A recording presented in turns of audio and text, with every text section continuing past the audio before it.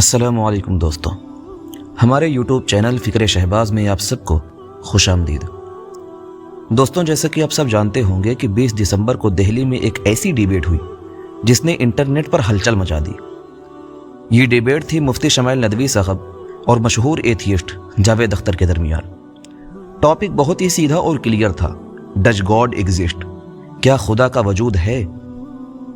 الحمدللہ اس ڈیبیٹ میں مفتی شمائل ندوی صاحب واضح طور پر کامیاب رہے اور جاوید اختر ناکام نظر آئے۔ میں یہ بات ہوا میں نہیں کہہ رہا، بلکہ اس کی وجہ ہے۔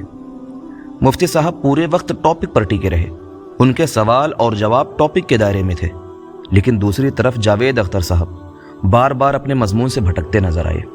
ٹاپک تھا کہ خدا ہے یا نہیں، لیکن جاوید اختر صاحب بات کو گھما کر ادھر لے گئے کہ اگر خدا ہے تو دنیا میں ظلم کیوں نہیں روکتا؟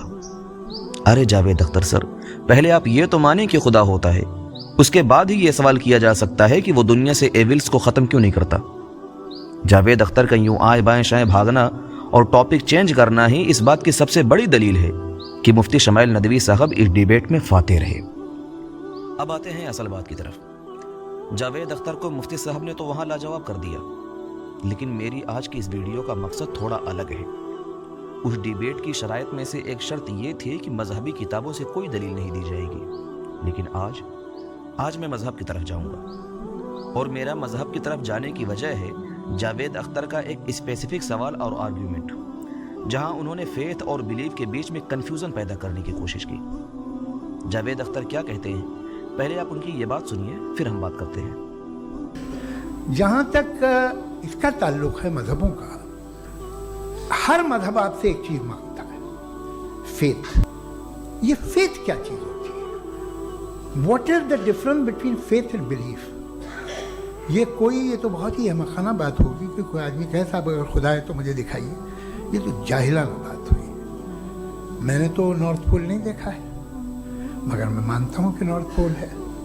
میں کیوں مانتا ہوں؟ اس لیے کہ اگر یہ دنیا راؤنڈ ہے تو اس کا کوئی ٹاپ ہوگا۔ کچھ لوگ ہیں جو وہاں گئے بھی ہیں، کامن سینس کہتا ہے کہ ایسا ہوگا، ثبوت ہے، گواہ ہے، ریزن ہے۔ تو یہ میرا فیتھ نہیں ہے۔ تو فیتھ میں اور بلیف میں ڈفرنس کیا ہے؟ جو مذہب مانگتا ہے، ہر مذہب فیتھ مانگتا۔ فیتھ کا مطلب یہ ہے کہ نہ کوئی گواہ ہو، نہ کوئی ثبوت ہو، نہ کوئی ریشنل ہو، نہ کوئی لاجک ہو، نہ کوئی پروف ہو، مگر تم ایک بات کو مانو۔ یہ ہے فیتھ۔ ورنہ بلیف ہوتا، اگر اس میں کچھ بھی ثبوت ہوتے، گواہ ہوتے، تو پھر اسے آپ بلیف کہتے ہیں۔ جیسے میرا بلیف ہے کہ نارتھ پول ہے، میرا فیتھ تھوڑی ہے۔ فیتھ ان تمام شرطوں کو رد کرتا ہے۔ سن لیا آپ نے؟ جاوید اختر صاحب کا کہنا ہے کہ مذہب کے پاس نہ ثبوت ہے، نہ گواہ ہے، اور نہ ہی کوئی لاجک ہے۔ وہ کہتے ہیں کہ اندھا ہو کر ماننا ہی فیتھ ہے۔ تو جاوید صاحب، میں آپ کو بتانا چاہتا ہوں کہ میرا مذہب اسلام، جو اس کائنات کا اکلوتا سچا مذہب ہے، اس کے پاس ثبوت بھی ہے، گواہ بھی ہے، ریزن بھی ہے، اور لاجک بھی ہے۔ آئیے ایک ایک کر کے ان چاروں چیزوں کو دیکھتے ہیں اور آج یہ ثابت کرتے ہیں کہ اسلام صرف بلائنڈ فیتھ نہیں، بلکہ ایک پروون ریالٹی ہے۔ سب سے پہلے بات کرتے ہیں ثبوت پر۔ ہمارے پاس سب سے بڑا ثبوت ہے انبیاء علیہ السلام، جو لاکھوں کی تعداد میں آئے، لیکن وقت کی کمی کے چلتے میں صرف 3 عظیم پیغمبروں کی بات کروں گا: حضرت نوح علیہ السلام، حضرت موسیٰ علیہ السلام، اور حضرت محمد مصطفیٰ صلی اللہ علیہ وسلم۔ یہ وہ ہستیاں ہیں جنہوں نے لوگوں کو صرف باتوں سے نہیں بلکہ آنکھوں دیکھیں ثبوتوں سے منوایا کہ ایک اللہ ہے۔ انہوں نے کہا، میں اللہ کا نبی ہوں، تم ایک اللہ کی عبادت کرو۔ اور جب لوگوں نے ثبوت مانگا تو انہوں نے وہ کر کے دکھایا جو انسانی طاقت سے باہر تھا۔ لوگوں نے حضرت موسیٰ علیہ السلام سے ثبوت مانگے۔ اس وقت مصر میں جادو کا بڑا زور تھا، تو موسیٰ علیہ السلام نے اللہ کے حکم سے وہ معجزہ دکھایا جس نے سب کو حیران کر دیا۔ انہوں نے ہزاروں ماہر جادوگروں کے سامنے اپنی لاٹھی پھینکی اور وہ ایک حقیقی سانپ بن گئی۔ یہاں ایک باریک پوائنٹ سمجھنے کی ضرورت ہے، جو جاوید اختر جیسے لوگوں کو سمجھنا چاہیے۔ وہ جادوگر جو خود جادو میں ماہر تھے، انہوں نے حضرت موسیٰ علیہ السلام پر ایمان قبول کیوں کیا؟ انہوں نے وہیں سجدے میں گر کر گواہی دی کہ یہ سچ میں اللہ کے نبی ہے۔ کیوں؟ کیونکہ جادوگر جانتے تھے کہ جادو کیا ہوتا ہے۔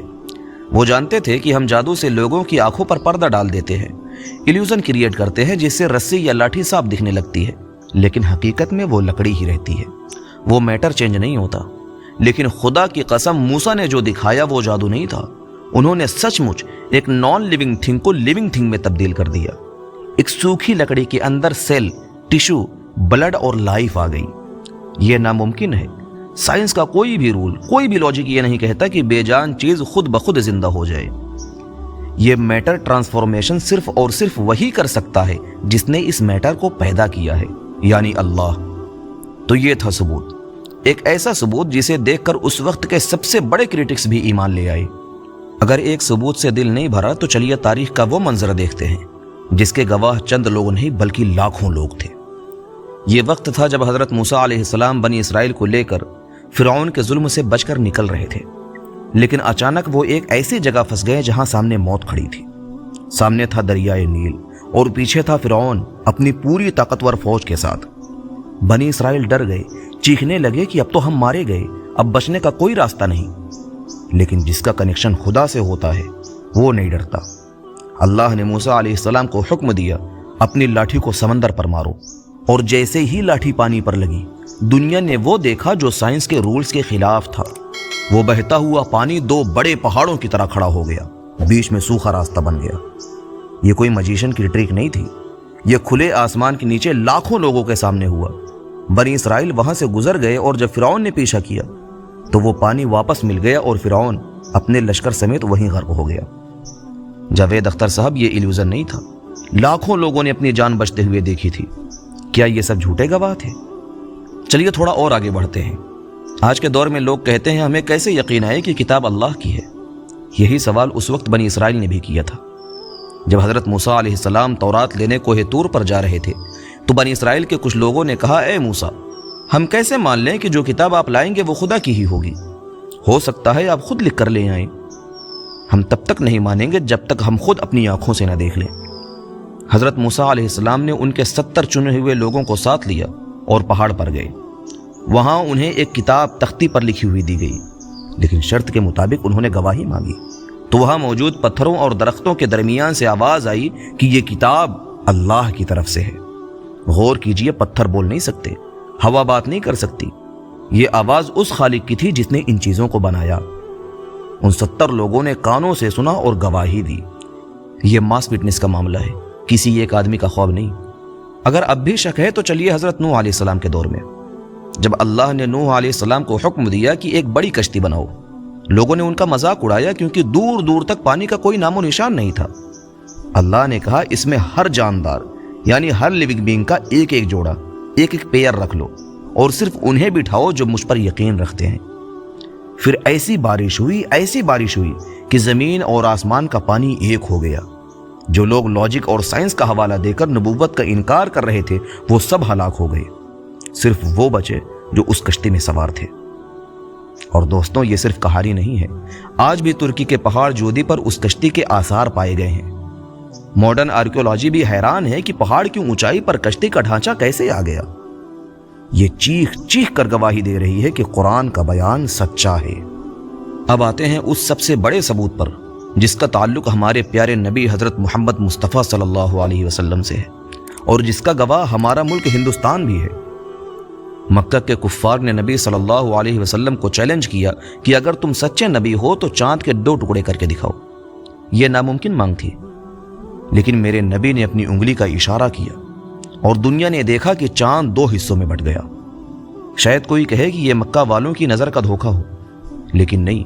اسی رات ہزاروں کلومیٹر دور ہندوستان کے کیرلا میں ایک راجا تھے، چیرمن پیرومل۔ انہوں نے اپنے محل کی چھت سے چاند کو 2 ٹکڑے ہوتے ہوئے دیکھا اور وہ حیران رہ گئے۔ راجا نے انویسٹیگیشن کرائی تو پتا چلا کہ عرب میں ایک نبی ظاہر ہوئے ہیں۔ وہ راجا سفر کر کے عرب گئے، نبی سے ملے اور وہیں پہ مسلمان ہو گئے۔ ان کی قبر آج بھی عمان میں موجود ہے اور کیرلا میں بننے والی پہلی مسجد انہی کے نام پر ہے۔ جاوید اختر صاحب، مکہ کے لوگ جھوٹے ہو سکتے ہیں، لیکن ہزاروں میل دور بیٹھا وہ راجا کیوں جھوٹ بولے گا جس کے اسلام سے کوئی لینا دینا ہی نہیں تھا؟ یہ ہے ثبوت اور یہ ہیں گواہ۔ تو دوستو، یہ تھے وہ تاریخی واقعات جو ثابت کرتے ہیں کہ خدا ہے اور اس نے اپنے ہونے کا احساس بار بار کرایا ہے۔ ہم نے ثبوت دیکھ لیے، ہم نے گواہ دیکھ لیے، لیکن بات یہی ختم نہیں ہوتی۔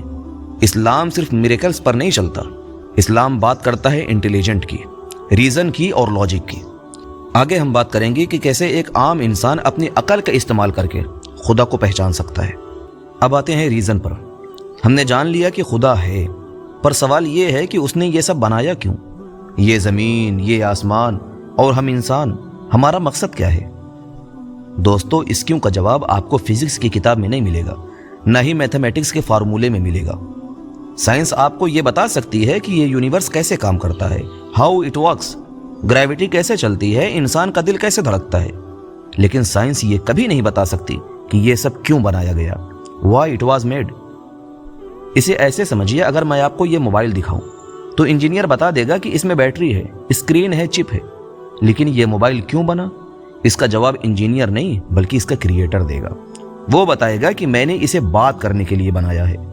मकसद हमेशा क्रिएटर बताता है, क्रिएशन नहीं। तो इस पूरी कायनात का मकसद क्या है? इसका जवाब हमें हमारे क्रिएटर अल्लाह ने कुरान में दिया है। कुरान के 25वें पारे में अल्लाह ने वाज़े कर दिया, जो कुछ आसमानों में है और जो कुछ ज़मीन में है, तमाम का तमाम हमने तुम्हारे लिए मुसख्खर कर दिया है। गौर कीजिए, सूरज जलता है ताकि तुम्हें रोशनी मिले, समंदर बहते हैं ताकि तुम्हें पानी और खुराक मिले, हवाएं चलती हैं ताकि तुम सांस ले सको। इस पूरी फैक्ट्री का, इस पूरी कायनात का फोकस सिर्फ एक है, इंसान। अगर ये पूरी कायनात हमारे लिए है तो सवाल ये है कि हम किसके लिए हैं?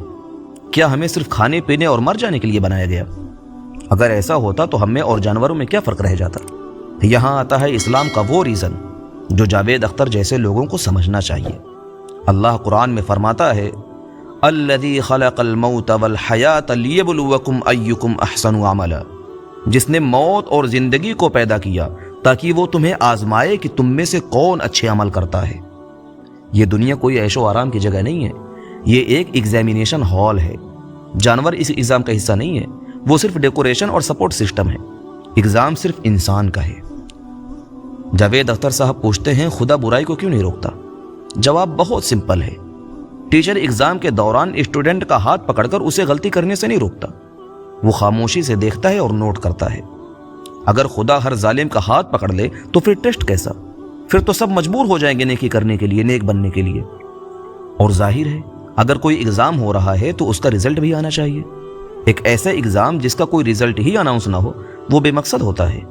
वही रिजल्ट का दिन है क़यामत, द डे ऑफ जजमेंट। ज़रा सोचिए, अगर क़यामत ना हो तो दुनिया कितनी नाइंसाफ़ है। एक तरफ हिटलर जिसने लाखों लोगों को मारा, और एक तरफ वो मासूम जो मारे गए। अगर दोनों मरकर मिट्टी हो गए और बात वहीं ख़त्म हो गई तो इंसाफ कहाँ हुआ? लॉजिक कहती है कि एक दिन ऐसा होना चाहिए जहां जालिम को सज़ा मिले और मजलूम को इंसाफ मिले। यही आखिरत है। अब सवाल आता है कि मरने के बाद जिंदा कैसे होंगे? लोग कहते हैं हम मिट्टी बन जाएंगे, हड्डियां गल जाएंगी, फिर वापस कैसे आएंगे? इसका जवाब भी अल्लाह ने बहुत लॉजिकल दिया है। मिन्हा खलक़नाकुम व फ़ीहा नुईदुकुम व मिन्हा नुख़रिजुकुम तारतन उख़रा। हमने तुम्हें इसी मिट्टी से पैदा किया, इसी में वापस लौटाएंगे और इसी से दोबारा निकालेंगे। लॉजिकल सोचिए, जब आप कुछ नहीं थे, आपका कोई वजूद नहीं था, तब अल्लाह ने आपको मिट्टी और पानी के कतरे से एक जीता जागता इंसान बना दिया। तो अब जब आपके पार्टिकल्स मिट्टी में मौजूद हैं तो उन्हें दोबारा जोड़ना उस जात के लिए कैसे मुश्किल हो सकता है जिसने पहली बार बिना किसी नमूने, बिना किसी सैंपल के बनाया था? जिसने फर्स्ट टाइम क्रिएट किया, उसके लिए रिक्रिएट करना ज्यादा आसान है। यह है वो रीजन जो इस्लाम हमें देता है। तो दोस्तों, रीजन भी क्लियर है। दुनिया हमारे लिए और हम अल्लाह के लिए, आजमाइश के लिए। अब आखिरी हिस्से में हम उस लॉजिक की बात करेंगे जो जावेद अख्तर के एथियस्ट होने की बुनियाद हिला देगा। एक ऐसी लॉजिक जिसे डिजाइन आर्गुमेंट कहते हैं। तैयार हो जाइए क्योंकि यह हिस्सा सबसे दिलचस्प होने वाला है। दोस्तों, अब आते हैं लॉजिक पर। जावेद अख्तर साहब साइंस की बात करते हैं ना, तो चलिए साइंस की लॉजिक लगाते हैं। अगर मैं आपके सामने यह मोबाइल रखूं और कहूं कि यह किसी फैक्ट्री में नहीं बना, किसी इंजीनियर ने डिजाइन नहीं किया, बल्कि लोहा, प्लास्टिक और ग्लास हवा में उड़े और अचानक आपस में जुड़ गए और ये मोबाइल बन गया, क्या आप मानेंगे? आप कहेंगे मैं पागल हो गया हूं। क्यों? क्योंकि इस मोबाइल का डिजाइन इतना कॉम्प्लेक्स है कि ये खुद ब खुद नहीं बन सकता, इसके पीछे एक माइंड है। तो सोचिए, ये मोबाइल तो मामूली है, ये यूनिवर्स जिसमें बिलियंस गैलेक्सी हैं, हर गैलेक्सी में बिलियंस स्टार्स हैं और उनके गिर्द घूमते हुए बिलियंस प्लैनेट्स हैं, ये इतना बड़ा और इतना कॉम्प्लेक्स ढांचा खुद बखुद कैसे बन गया? एक लॉजिक और सुनिए, जो चीज हादसे से बनती है वो कभी डिसिप्लिन नहीं होती।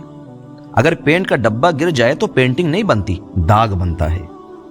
लेकिन हमारी कायनात को देखिए, ये इतनी प्रिसाइजली चल रही है कि हम सेकंड के हिसाब से बता सकते हैं कि आज से 100 साल बाद सूरज किस वक्त निकलेगा। जमीन सूरज से एक खास दूरी पर है। अगर ये थोड़ी सी करीब होती तो हम गर्मी से जल जाते, और अगर थोड़ी सी दूर होती तो हम ठंड से जम जाते। साइंटिस्ट कहते हैं कि यूनिवर्स में मिलियंस प्लैनेट हैबिटेबल जोन में हो सकते हैं, लेकिन लाइफ का वजूद सिर्फ यहां है। ये सिलेक्शन किसने किया? ये फाइन ट्यूनिंग किसने की?